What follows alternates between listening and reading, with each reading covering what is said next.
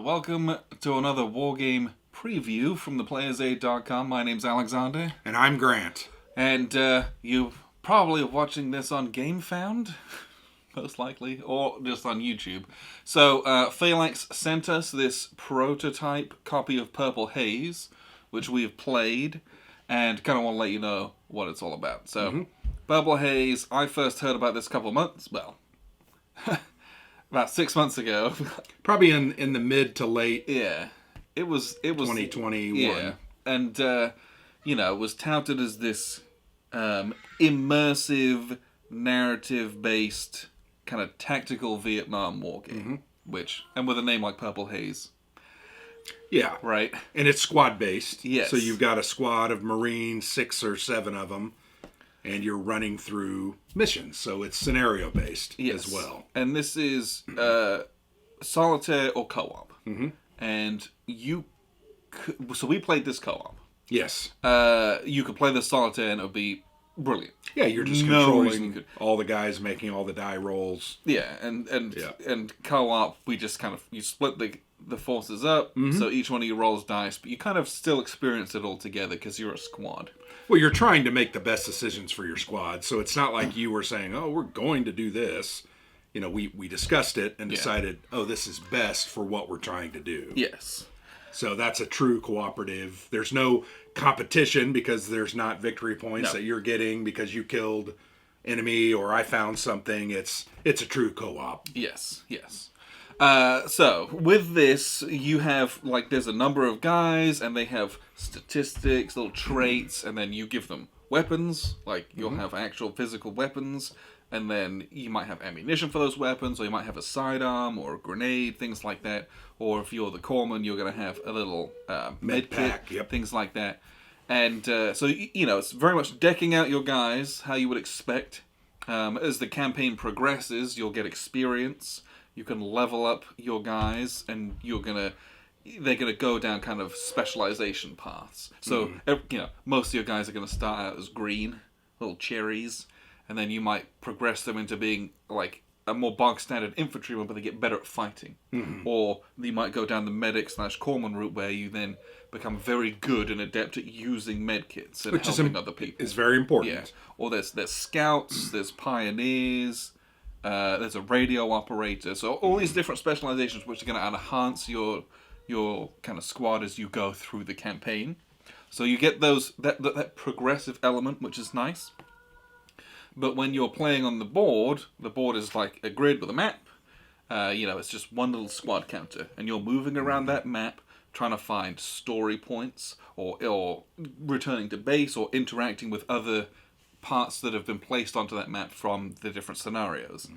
A lot of those have numbers, and what's going to happen is you're going to go through, and when you hit a little story point, there is a story booklet, which is very much... It's like narrative written out like a story, and then they'll be like, it'll call for a test of something. Or you have to make a decision. Go to paragraph 23 or go to paragraph 12. A little bit choose your own adventure, although that's copyrighted, so it's not. Yeah. But it's very much that style. And, it's written... it's got some coarse language in it, so just know that going in. A little mature in some ways, yeah. Probably not going to play this one with kids on Christmas Day. Or you could, and you just edit out those words. You just don't read that word, or you say shoot or darn. But it doesn't shy away from that, which is, they really tried to get you into this like immersive style. Like, they don't pull any punches in some of the stuff that happens in it. Yeah. Some of the random events that happen, or some of the story points that happen, can go, one way or the other. We've all seen a lot of Vietnam movies. We've read a lot of, accounts and histories, and, not everything's bells and whistles that goes on in the jungle. And you get that in this. Generally speaking, the narrative is well written. I enjoy it.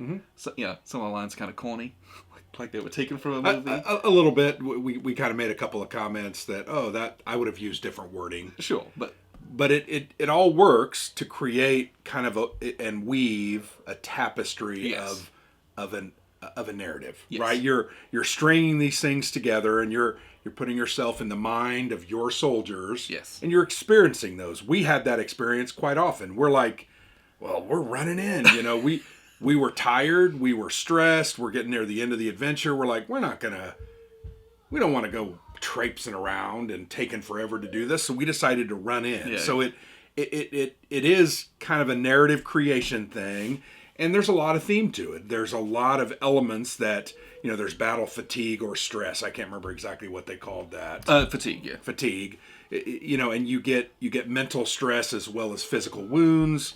And those things are tied together, which I thought was very cool. Yeah. Like that was, you take wounds in combat, and once that combat's done, you're going to make like a mental health check, and the more wounded you are, the more likely it is that that's going to affect you. The pain and the effects is going to affect you mentally. Yeah. I just thought that was a really neat little addition that I didn't know was in the game. Mm-hmm. And we were reading the rules, and I'm like, oh man, that's something else. I thought that was very cool. And the other thing I really liked it is they've done their homework. They've got the different types of weaponry, the different small arms. You've got, M16 shotguns, carbines. You've got Colt 45s, grenade launchers. All these things that we've seen in those movies that are iconic are represented here.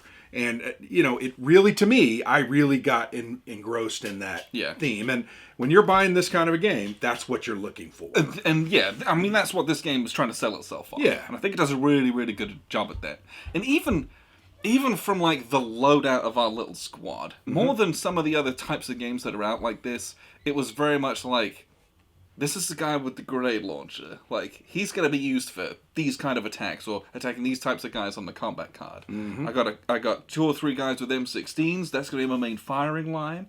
And then I got a dude with a carbine or a guy with a shotgun who's like, he's clearing out these guys at the guys close up. Yeah, like it was just so cool. Mm-hmm. Being able to see that. I don't know. Like we've played a lot of other different squad level tactical games, mm-hmm. and it was very prevalent in this. Yeah. I knew what everyone was kind of supposed to do, and making them work together to kind of clear out a combat felt pretty good. Well, you have to make really, in my opinion, very important decisions about how you utilize your assets to get done what you want to get done. The combat mechanic is very interesting. The individual enemy soldiers that you're fighting, in this case, mostly Viet Cong guerrillas, they're tracked by a die that have a certain amount of hit points, and they're arrayed on a battlefield, which is a card, right? And you've got different conditions. They surprised you, so this happens. Or you might have had a little intel. We drew one of those equipment cards that was basically like, oh, we knew they were coming. Yeah. So it gave us some advantages. But all that put together, you have to make decisions. I'm going to use this weapon in this way because I can damage these 2 guys, clear them out. Then I can take out the sniper with the carbine because he was 3 or 4 steps away. And it's just, that's cool. Gave me a lot of those decision points. And I liked that. Not only decision points in the story, like what do? Do you run in? Do you check the perimeter? Do you scream out? But you also have the decision about how to do the combat. Yeah, this game does an excellent job for solitaire play. Mm-hmm. Because so many games for solitaire, it's either like super mega crunchy, and it's almost kind of dry, where you're like moving things around, and everything, and it's like, it's just like combat. Versus the narrative, almost role-playing games, like the ones from Greg Smith, where it's like, I'm just chucking dice on a table, seeing what happens, and the story is the cool part. This is very much in the middle of those. Yeah. So you get great story out of that narrative book, and moving on the map is kind of not simplistic, but like, it's the puzzle's not there. The puzzles are in resolving the combats and how do you tackle this event, or do you? Because some of the different encounters that you have are optional. It's like, do I even risk it? Yeah. Or like, in the storybook, you're given choices. Which paths do you take? Things like that are very, very cool. And I think that this sits in the perfect sweet spot for solo and co-op play for those things. Yeah, I would agree. And I think your comment about the different types of narrative games that are out there, we're going to get this question. Yep. You know, Warfighter. Warfighter from Danverson Games. Is this like Warfighter? I would say, yeah, it's going about in a similar way, getting a similar function, but they do it completely uniquely. See, I would say no. Like, okay. Yes, it is. There's similarities, is what I'm saying. So, for instance, yeah, you got a grid board here, right? You have different squares. These different squares are very similar to the terrain cards that you're going to place out in Warfighter. You don't have those cards, but you're going to move on this map and you're going to encounter different terrain. Yeah. Now, what I like is this is much more interactive than that. And what I mean by that is Warfighter is a side scroller. Yes, right? it is. It's either this way or this way. This one, you've got much more freedom of movement. Mm-hmm. There's many more different terrain mixtures and types, so you can be a bit more picky and choosy, and the map can be, in many more different arrays. You have like a guy with some weapons. That's very Warfighter. Yeah. But honestly, that's kind of where it ends. This game reminds me a lot, and I know you haven't played this, of Ranger from Omega Games. Mm-hmm. That's very much you plot things, and then it's look at this paragraph in the book, and you read it, and then so the narrative book style very similar to Ranger, but it's also you move on the map, and the map tells you kind of what you're doing. You're expending time in a very similar way to that game as well. So it reminds me more of that, honestly. Yeah, I think they're very unique in the way that they attack, but I stand by my comment. Sure. I think they do a similar thing, just in unique ways. Combat system, totally different. Well, and all the systems in this, like the testing system. Yeah, very. But I mean, in Warfighter, you have a target number that you're trying to roll, 7, 8, or 9. You've got a weapon with some different elements, and you're going to roll a die. You're actually rolling 2 dice. There's a penetration die, and then there's a to hit die, and you got to hit certain numbers to overcome cover or armor on a truck or a tank or blah blah blah. This one, I really liked this combat system. I thought it was more interactive because you're rolling a bunch of dice. You're rolling really 2 to 3 different types of dice. They're really only different because they're colored, right? One of them's called a trigger die. Yep. That's what you're rolling because you need to set what a hit means for you. Yes. So you're rolling 3. I think the most we rolled was 3 of those. I'm trying to look 4 at a couple of times. But you're rolling those, and you might roll a 1, a 2, and 2 6s, right? So when you roll your pool of die, which range anywhere from 3 to 7, you're going to try to match those, and then they become a multiplier. Yeah, they're a multiplier. So if I've got 2 blue 6s, and I was to roll 3 red 6s, I've now got 6 successes. Yeah, 3 times 2. Extremely strong. Now, you knocked it out of the park. Not very likely, but when you're rolling big pools of dice, it's more likely that's going to happen. Yeah. But then also in opposed checks, there's going to be white dice, which are going to be this, doing the same thing. And those successes from the white die, they're failures. Yeah. It's like the enemy thwarted you, or the terrain. So you're looking for a net difference between those two. I just thought that was really interactive and way better, I thought, than just throwing a target die. Yeah. It's different. Really, ultimately, you're kind of getting the same thing. You're just doing it in a different way. Oh, and I thought there was more ways for those numbers to be affected in this game. Yeah, like your skills or some element of an enemy ambush. It was much easier to like add 1 red die or add a blue die or subtract your white die. Yeah, that's a much easier mechanic to play with than like. I've got it's printed on the card. This is my skill, and you have against your printed skill. And, +1, -1 on a D10 is kind of harsh. Here, it's easier to manipulate those in a smaller way, so there's a bit more nuance in that system. And we didn't talk about it, but there's a reroll chance for certain weapon types, or certain abilities, or certain conditions allow you to do that. That reroll is critical. Very powerful. Because if you rolled the first time and you really didn't match much at all, you're going to pick your red die up, and you're going to re-roll those, and you're going to hope, I hope I roll a couple 6s and a 1 and a 2, because that's the target dice or the... Your success dice. What do they call those? Trigger dice. The trigger dice. You try to match them, The success are the red, the trigger are the blue. I really liked that. I felt the combat system was very dynamic. Yeah. And, frankly, pretty fun. I felt like we were...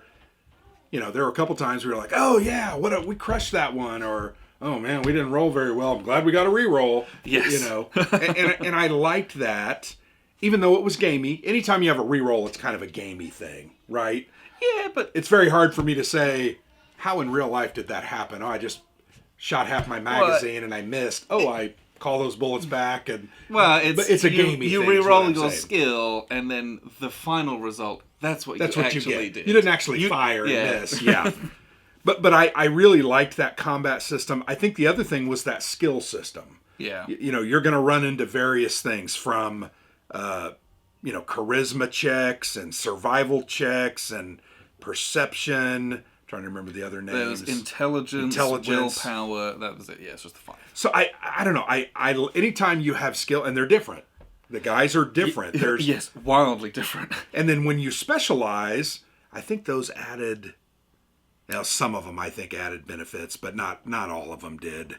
I don't know if they add to your. Maybe they didn't add benefits. They add like carrying capacity and combat damage ability upgrades. Yeah, you the way with those upgrades, you got to be like, oh, this guy is kind of better at this kind of a thing. Yeah. So maybe we'll push him towards that. Yeah.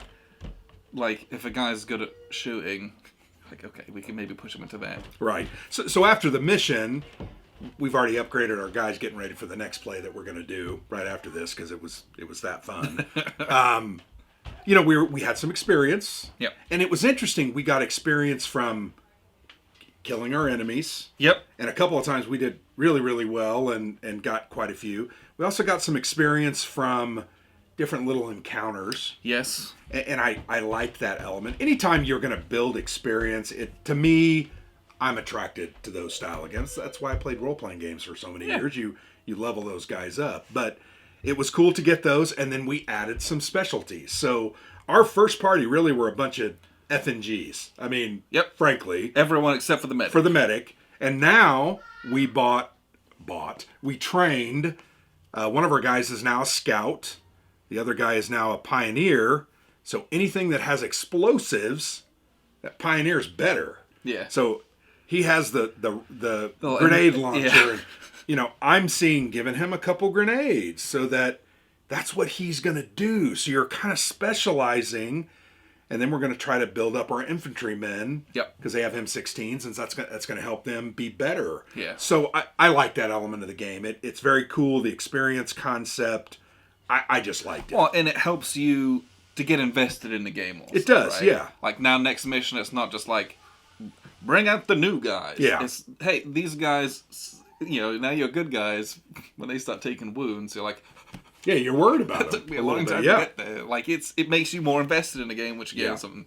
Now, some of the mechanics in this, to describe them, it seems a little bit funky. Challenging, yeah. There's a lot of symbology in this game. So what I'll do is I'll show you how it works, and then we'll wrap up with some final thoughts. So here's a look at the game, and this is just some of the setup for Mission 1, and I'm pretty sure I tried to keep it as spoiler-free as possible. We're going to not read as much out of the book as possible. But basically, you have your squad of guys, and I've got some of them, there's a bunch more off camera, there's 6 of them, and you have your little... your kind of base card that has your hit points, your mental acuity, or like kind of your mental health strength. You have a carrying capacity of 4, and then you have these survival, charisma, perception, intelligence, and wisdom, or will, checks. This guy has become a scout. As such, he can, and this tells you like what he can carry. So he can carry 3 pieces of ammo, 2 grenades, 2 other grenades, like if he's got a grenade launcher, for example, 1 claymore, and 1 med pack. Now, he can't carry all of that. That's too much, but he can carry 4 weights worth of all of that stuff.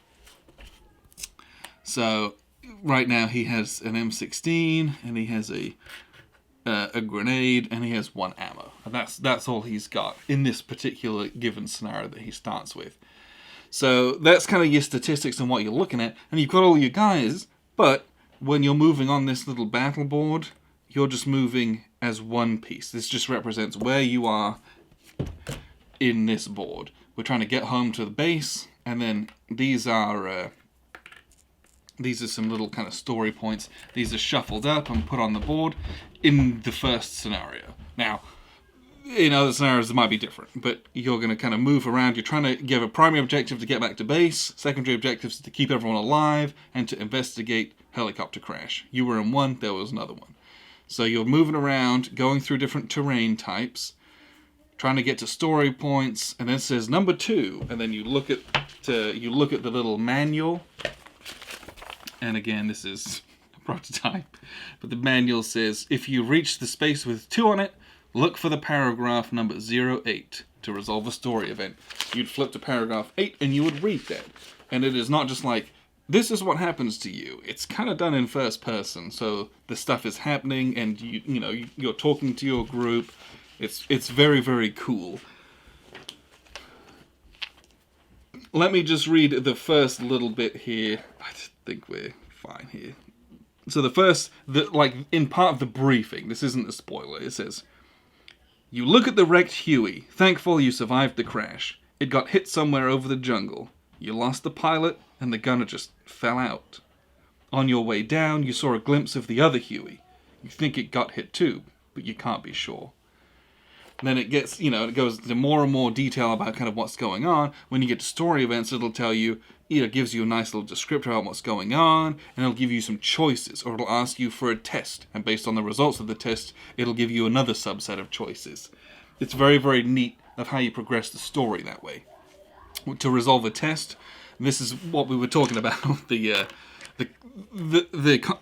kind of test and combat resolution mechanics, a little bit different to what you'd usually kind of expect. So, what you're going to roll for many tests, let's say we're, I don't know, what do we got here?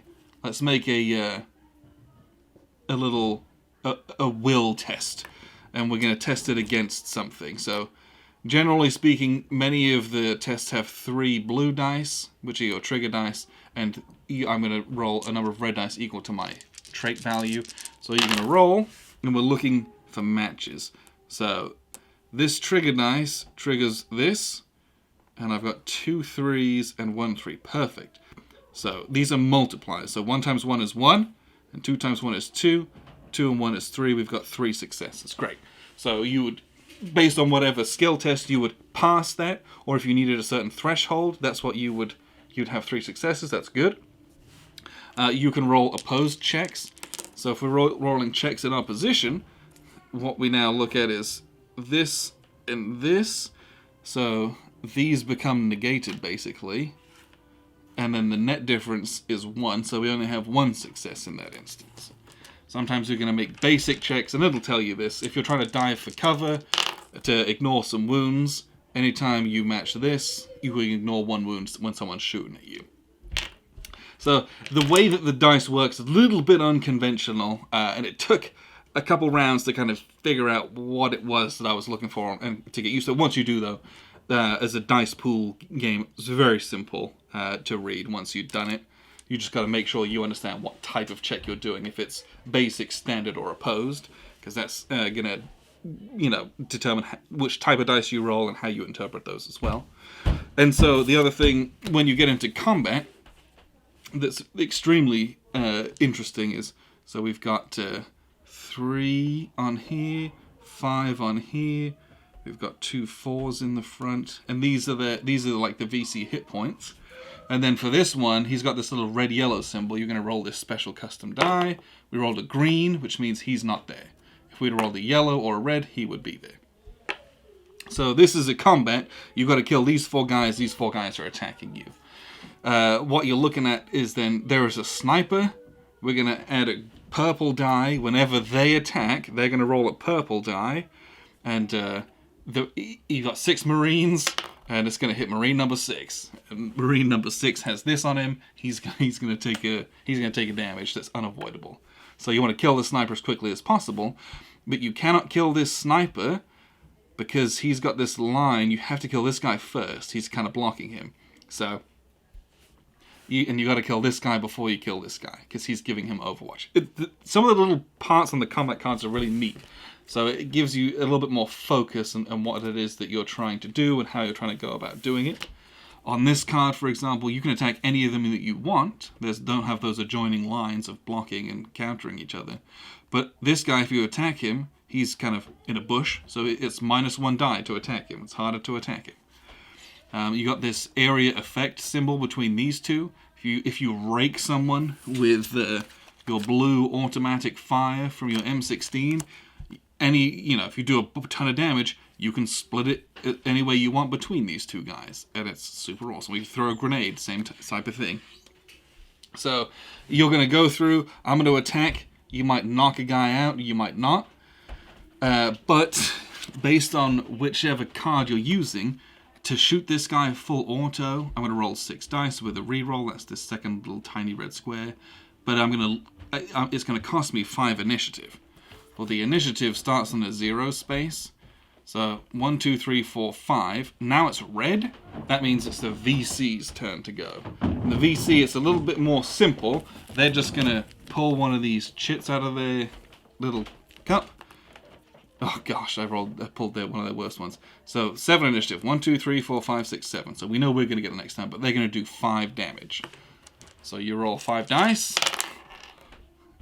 And Marine number 1 is going to take 3 damage, and Marine number 3 is going to take 2 damage. And this is where we get into those cover checks. You can roll a cover check to try and avoid some of those damage. So, Marine number 1, let's see, where is he? Mr. Number 1 here, he has a 4 on his cover check. So he's going to roll 4 dice. I rolled 2 6s. Any pairs, it negate a damage. So we can negate one of those, we're going to take 2 damage. Not great. Now, the guy who took 2 wounds, we're going to roll, it's number 3. Number 3 is over here. He only has a 3. He's going to roll 3 dice. Oh, I rolled 2 6s again. We can negate one of those. He's going to take 1 wound. Boom.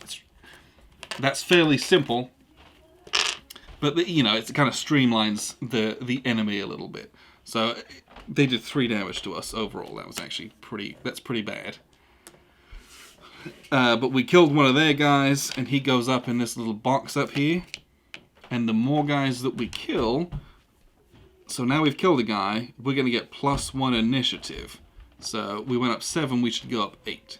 And once you start getting up here, you kill a couple guys, then you're going to... I'm going to spend 5 initiative. Then they're going to spend another 4 + 2. Now I can spend another 5 initiative, and then I can take a second attack before they attack back. And you'll kill more guys, this will get up here, and afterwards there's a bunch of rewards that you're going to get, but that swing in momentum from the combat is very interesting as well. But then you're moving along this board, going through terrain, costs you stamina, right? It's hard to go through a jungle, it's hard to go up a mountain.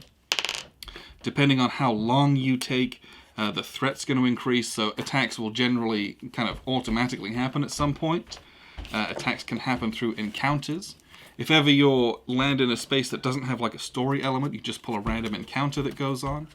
This red one is mandatory, and it could well result in a combat. A bunch of them, half of them result in combats. Half of them are like, oh, it's just dead bodies. If you fail, you're going to take a bunch of mental damage, and things like that. Eventually, you'll pick up these extra kind of search icons through defeating combat.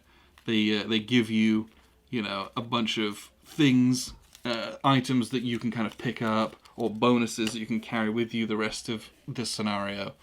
And all of that, you're tracking time, because if it gets to nighttime, you then cease to be able to do certain things, and the threat increases more as the VC regulars and NVA are more active at nighttime. It's just extremely cool how all of this stuff works together. But again, you're moving around this board, trying to complete your story and your primary objective. Having the narrative happen, trying to explore, make choices, and fight in combat when that comes. So what we'll do is we'll wrap up here with a few final thoughts. So that was a look at the game and how at least some of it works. I had a blast playing this. There's no doubt this scratched so many itches. Yes. For me, from cooperative play, we really like that because we're working together. Lots of interactive elements like, choices and rerolls and skills and abilities and choices about I had 3 or 4 choices sometimes with some of those, and they all sounded okay. But we're like, okay, we're going to do this. That was just fantastic. Yeah, and I love the storybook in this. Yeah. It's just, I like that in basically any game. But it's, there's so few war games that have that. Yeah, very few. Where, like, the situations that this game puts you in sometimes, you're like, some of it's really ambiguous. Yeah. You hear a noise. Yeah. Do you wait? Or do you investigate? Those are 2 very different choices. Yeah. Both of which you're like, both of those could be good. Both of those could be bad. Yeah. And it does not give you a hint as to what you should do. It's how, you find something and it's like, they give you options about how you approach something. And, that might be informed about where you are in the mission. Oh, we don't have much ammo left. Oh, we might just, run away. Or we're early on, let's take a bit of a risk. Let's go do something about this. I really like the choices that it gives you. And the story is well written. It's interesting. It's not just like, I don't know. You walk into the clearing and you see 3 VC on the other side. Yeah, it's a little bit descriptive. There's a lot more detail there. It gives you some atmosphere and you're like, okay. Yeah. So one comment I would make about your final point there, descriptive with atmosphere. So when I play a lot of Vietnam War games, and we've played our share of them. Yep. The thing that comes to my mind, and many people are going to say, oh, sacrilegious, but I think of the movie Platoon.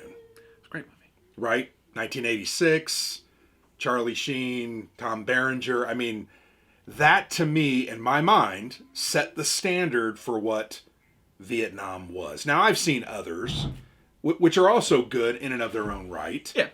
But that one sets the tone for me. So the descriptive and the theme element, some of these things I saw. Remember when Charlie Sheen at the beginning was, supposed to be on guard duty, but I think it was Junior fell asleep and he kind of fell asleep and he woke up because he had ants all over his face. They talked about that in one of them. You're like, you're bit by something on the back of your neck, but you don't flinch because you're focused. And I think about those VC, I think they were in VA. No, they were VC, walking into that clearing, and you can hardly see them. I mean, it's not only black, but they have camouflage on, and they have, banana leaves coming out of their palm fronds. I mean, is it someone? Yeah. And Charlie Sheen was asking himself that same thing. He was like, am I seeing what I'm seeing? And then someone pumps the claymores and that AK-47 goes off.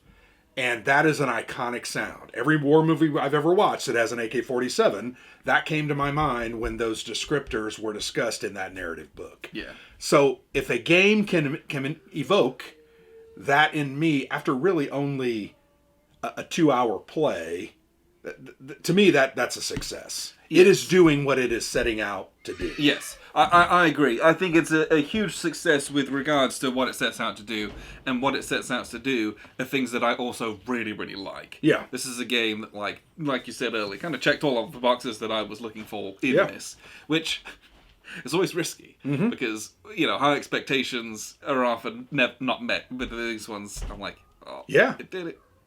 So I think it jump into more. Yep, I think it did exactly what I thought it would do, and I thought it did it very well. The other thing that I really like about this game is it has the tactical feel to it without the tactics on any kind of it's tactics of the mind, right? Yeah. You're trying to decide, do I hit these guys and do this damage here so that I can get to the sniper in the back? In other war games, you would play that out on the table. We're not doing that here. It's just played out with dice. Yeah. So it gives that feeling, though, and I really like that. Yes. I was a little worried about that because you don't have a battle board or it doesn't need one. Not in the same way. No, it doesn't need one, though. It does it very well. This is a very unique way to tell this, and I think this is a real success for me. Yeah, frankly. I had a great time playing this. Yeah. And thank you, James, for walking us through this. Yeah, we talked to James with PHALANX, a month ago? Yeah, a month ago. And he kind of walked us through it on Tabletop Simulator. And so then, when we went to sit down and learn this, again, this is a prototype, so it's like printed off rules, and they are not in any kind of final format. Yeah. So it's much easier to kind of get into this having had that primer, and to know what I'm looking for and what to kind of expect when we actually played through this and it really experienced the story of this first mission. It was like, this is something. Yeah, very cool. This is very, very, very enjoyable. So I really enjoyed it. And now one concern I have about it. Sure. One concern that I think can be remedied. I think the base game is going to have like 8 scenarios. I believe that is the messaging. Yes. Boy, I really hope that they provide a couple stretch goals that get.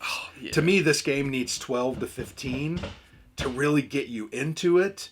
And then do an expansion next year or the year after and do another 12 to 15. Yeah. And 8, I'm not sure. I don't know. We played one, took 2 hours. We could play that again and it's going to be different. Yes. Because the goals are going to be located in different places. Our actions are going to be different. Yeah, I would purposefully make different choices.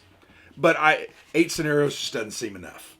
That's my opinion. Well, and with the components that they got, you could just write new things, right? That's the great thing is it is infinitely expandable in the sense that like you could write a new campaign and all it is a book. Absolutely, the components would remain the same. Yep, you could very much do that, and it would be really, really cool. Yeah, but yeah. So I would agree with you. You could even fan made stuff. I mean, I'm sure there'll be a lot of it because the game is very good. Yep, and good games garner attention, and people do it. Yeah. Especially, but I think that's my only concern. You know, if I'm going to get into something like this, I want a ton of missions. Yeah. You know, and 8, while yes, it's better than 5, I guess, 8 just doesn't feel like a lot. That's my opinion. Yeah, but hopefully there's some stretch goals for maybe a couple of more. Yes, and I think there's a couple of missions that might use bigger maps and have more. Yeah, I'm not quite sure. Yeah, they might be 4-hour missions. We don't have all of them. Yeah, we were only given 3. Yes, and we're going to now try to play at least patrol and possibly body count as well. So I'm looking forward to see how it's going to be different. How is it going to change? What is it going to add that was different than what we've already experienced? And the reality is it's a ton because so much of it's from the story and it's like a whole nother book. I'm very excited. I'm very interested to see how it is. So, and it also, frankly, they do a good. This looks great. Yeah, I mean, it's very evocative, right? I fully agree. I mean, even the fact that we played our first mission, which was our Hueys got shot down. That's what's going on here, right? You see some smoke in the background. Maybe our other sister Hueys were like, "Oh, they got shot down. There's the little 6 guys traipsing through the grass, through the bush, bottom, right? I don't know, just very well done. Lots to like in this game, and we didn't even talk about everything. I mean, I thought the events were very cool. I loved the what were they called, equipment or whatever those cards. The search cards were cool as well. The severe wounds are also pretty cool. we didn't get there because we got very fortunate and a lot of our mental exhaustion was wiped away, and then we got some good medic rolls. So, but I was looking at some of these. Yikes. Yeah, you get severe wounds. You can get severe mental wounds, which don't go away. Yep. You can get hospitalized, so you're going to miss a mission, and you probably get replaced by another cherry, I imagine. There are some of the severe wounds that give you a purple heart. Yep, kind of a medal. Yep. And then you roll a d6 and you might leave the campaign. Because you're sent home. Because you're wounded, yeah. And you get a new guy. There's so many little cool parts. Yeah, I thought this was very cool, and I'm, look at that one. Yeah, very bad. You're so affected, you're rolling 1 less die. In every combat action. Yikes, that's going to be bad. That's just... Here you're going to also roll 1 less die, and I just very cool. The other thing we didn't really talk about, and I hate to not talk about it, was that counterbalanced initiative system. Yes. That was very cool. It was a really, really cool way of doing it. Yeah, because you can, from time to time, depending on what you got going on, you might get 2 actions before the VC can react, or they took an action that really was big, and it got you a lot of time, and you could do 2 actions to follow that up. And we were talking about, you got to plan that stuff. Yeah, or conversely, they can pull their small chits or some tactics ones, and they can have a couple in a row. And you're like, oh. So I just thought that was also well done, because to me, it really captured that ebb and flow of, chaos and organization that is found on the battlefield. And And there are a number of outside combat modifiers that can go into that. We'd found some intel, some kind of documents that kind of gave us an indication of the force composition in the area. Yep. So there was always a +1 initiative. Every time they acted, they got a +1 to that initiative. So which means it was more in our favor, deeper for longer. Yeah, that was cool. And the more guys you kill. In a given combat, the more it's on your side because the forces are weaker and you've got more guns on them, so you can attack more. It's a really nice way of doing it. I was impressed with that also, I agree. I hated not to say anything about that because I thought agree. that was a very cool part of the system. Lots to like here. I really enjoyed it. I'm glad we played it. Who designed it? Yeah, it's right on Bernard Grabowski. And I'm taking a chance there. Well, yes. Sorry. He's Polish. Yeah, but well done, Bernard. I mean, this is a great game. I'm very interested to see how this grows and can't wait to get a fully finalized copy. Yeah, once again, play it. This is all prototype stuff. Yeah. And it will not be quite like this. No, because we play these games a lot. Like Warfighter, we've played a ton. Yep. Some other games that aren't war game related, Journeys in Middle-earth, we've played a ton of that. Because we like these kind of cooperative, story narrative driven games that are just interesting, and this one hits that mark a lot. Yeah, this is right up there. And yeah, the books with the narratives is just a great way of doing it, and it's so good for solo play too. Yeah. So Purple Haze from Phalanx, big thumbs up from me. I want to say it's coming soon, but who knows? Yeah, right. Yeah, I really like this too. I'd play this anytime with anyone. So yes. So appreciate you guys tuning in. I've been Alexander from theplayersaid.com. And I'm Grant.